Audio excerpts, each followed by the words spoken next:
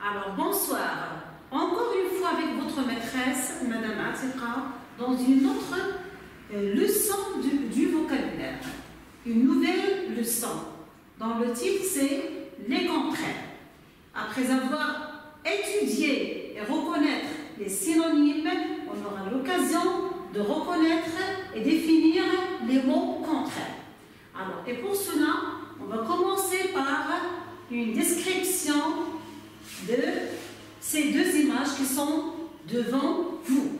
Alors, pour la première image, on va commencer par décrire les personnes.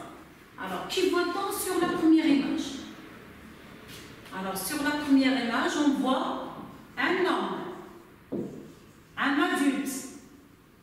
Est-ce que c'est clair? C'est un adulte.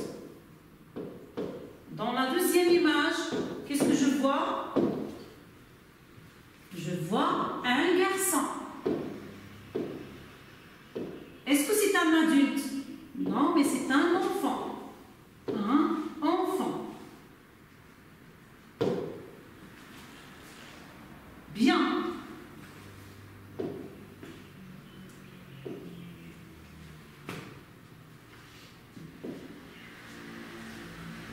Alors, pour les objets. Alors, quels sont les objets que voit-on sur l'image? Alors, il y a quoi? On a des voitures. On a des voitures avec la couleur rouge. Elles ont la même couleur. Mais est-ce qu'ils ont la même grandeur ou bien la même taille? Non.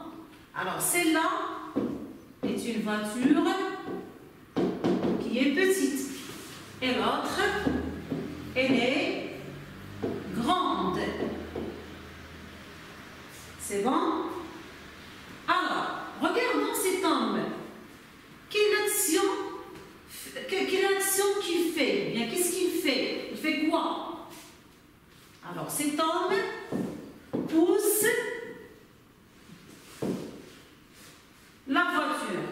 Et ce garçon, est-ce qu'il la pousse? Non. Mais qu'est-ce qu'il fait?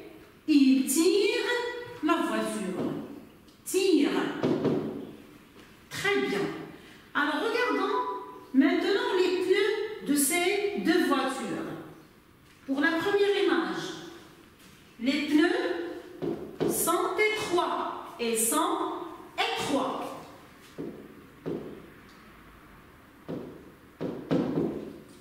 Pour la deuxième, les pneus sont très larges. Alors, regardons maintenant les arbres.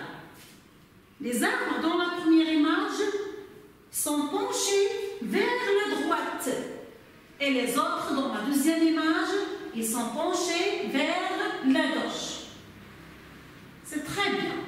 Alors, qu'est-ce que vous remarquez en écrivant tous ces mots sur le tableau? En comparant les deux images, on obtient quoi? Alors, on a un homme, un enfant. Est-ce que ça veut dire la même chose? Est-ce que le mot homme est un synonyme du mot enfant? Non, ce n'est pas un synonyme, mais c'est un contraire. Alors, pousser, le verbe pousse, et le conjugué ici au présent, son infinitif c'est pousser, pousse, tire. Est-ce qu'il veut dire la même chose? Non. Alors, pousser et tirer ont un sens opposé. Très bien. La même chose pour une voiture petite, une petite voiture, une grande voiture. Est-ce que les mots veulent dire la même chose? Non, mais ils disent des choses qui sont opposées, ils disent un sens qui est opposé. Très bien. Alors, à partir de ces images, on peut déduire que chaque mot a un contraire. Si j'ai un nom, regardez, un homme, il est précédé d'un déterminant. Alors son contraire, c'est quoi? C'est un enfant ou bien un garçon. Aussi, il est précédé d'un déterminant. Alors, pousse, qui est un verbe,